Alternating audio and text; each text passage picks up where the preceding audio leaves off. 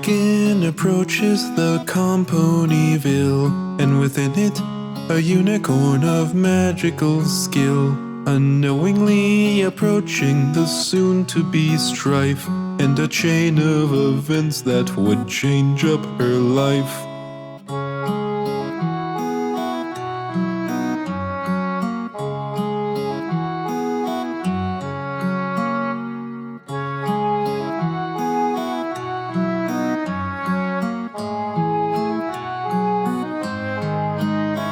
Disembarking from her journey, her show was arranged. Her small little carriage transformed to a stage, and there stood the great and so powerful Trixie, entertaining the townsfolk, and she did it for free.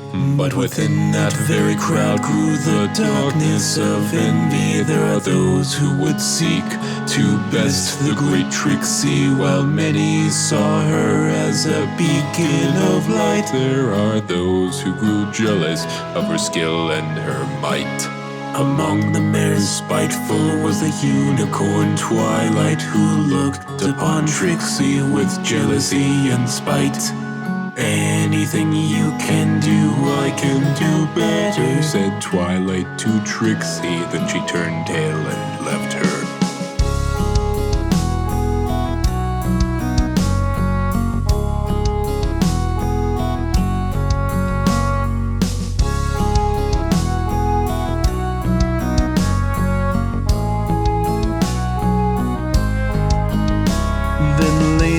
She returned and dared Trixie to a duel. Young Twilight, it seemed her intentions were cruel. None truly know what had happened through the rest. All we know is the victor was unclear at best. But then two young fools sought to test Trixie's might, so they tried to befriend her, and later that night they entered the forest to find the beast major, and led it to town, putting all there in danger. Against the great beast there was one who did stand. Young Twilight was brave, but did not withstand. The poor purple unicorn had not what it takes, and the foolish young unicorn did perish that day. But the time for mourning was not yet at hand, for the beast undefeated still ravaged the land. The great Trixie knew just what she must do to conquer the beast that would tear the town through.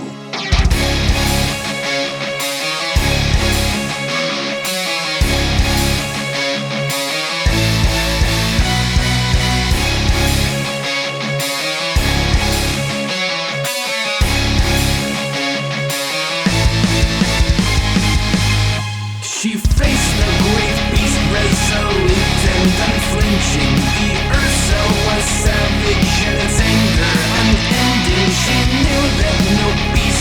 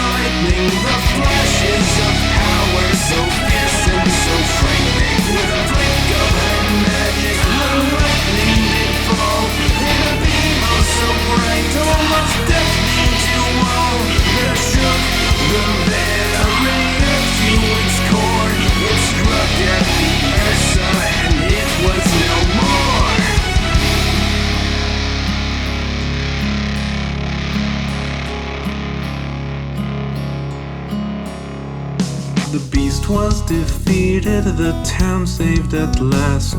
Trixie victorious, and everyone clapped. And there stood the great and so powerful Trixie, having saved the small village, and she did it for free. And Celestia descended from her canterlot throne, having heard of the heroine's great deeds. And she said, "O great Trixie, I bow to thee, for your wisdom is great and your magic beyond me. Become an alicorn and rule this land, for my subjects and I all agree that there's none more deserving to rule all the lands, all Equestria's land, air, and sea." And Trixie said, "I'm but a humble magician who seeks not such fearsome responsibility. My place is here among my fellow ponies, with whom I can share all my magic, you see."